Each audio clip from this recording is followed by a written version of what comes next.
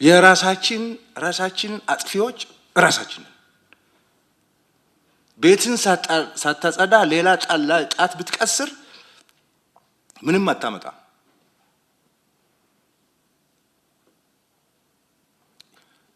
የኛ ሰው ኢሞሽናል ነው። የኛ ሰው ለመቀጠር በጣም ዝግጁ ነው። እንዴት እንደሆነ አይገባኝም። የሌላ ሀገር ሰው እኮ እንደዛ አይደለም። ግብጽ ሄደው እኮ ጸረ ግብጽ ናሽናል ኢንተረስት የምታሰልፈው ሰው ገንዘብ ሰጥተም እኮ አታገኝም። ሳዑዲ ሄዳ አታገኝም። አውሮፓ ሄዳ አታገኝም። ቻይና፣ ራሽያ፣ ጃፓን ሄዳ አታገኝም። የኛ ግን በጣም ተቀጣሪ ነው። መቀጠሩ እስከምን ይሄዳል መሰለ? ሲፈልግ አይሲስ ይሆናል የኛ ሰው፣ ሲፈልግ ምንድነው አልሸባብ ይሆናል የኛ ሰው። አሁን አልሸባብ ለኢትዮጵያ ሕዝብ ምን አጀንዳ አለው? ለኢትዮጵያ ሕዝብ የሚሆን ምን አጀንዳ አለው? አልሸባብ ገብተው የገደልናቸው ኢትዮጵያውያን አሉ ሶማሌ ውስጥ።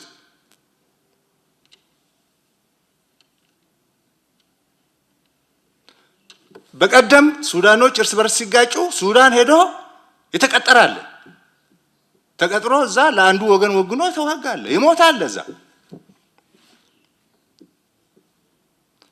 አሁን ደግሞ ለሻዕቢያ ለመቀጠር ያለው ሽሩጉድ ሊነግራችሁ አልችልም።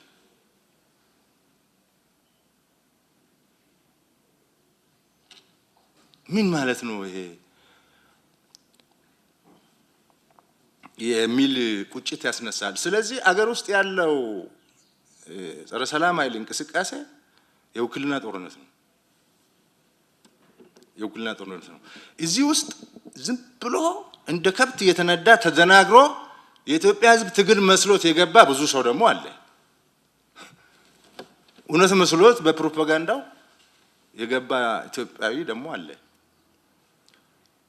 ይሄንንም እንገነዘባለን። ስለዚህ መጀመሪያ መፍታት ያለብን ውስጣችን ነው ብለን ስንሰራ ነው የቆየ ነው። መጀመሪያ የትግራይ ጦርነት መጣ፣ እሱ መልክ ያዘ፣ ወደ ሰላም ተቀየረ፣ ወደ ሰላም ድርድር። ምንም አሁን የሚወራጩ ቡድኖች ቢኖሩም መቼም ያንን ጦርነት ያየ እንደገና ጦርነት ይመኛል ብለህ በማትጠብቀው ደረጃ ነው ያለው።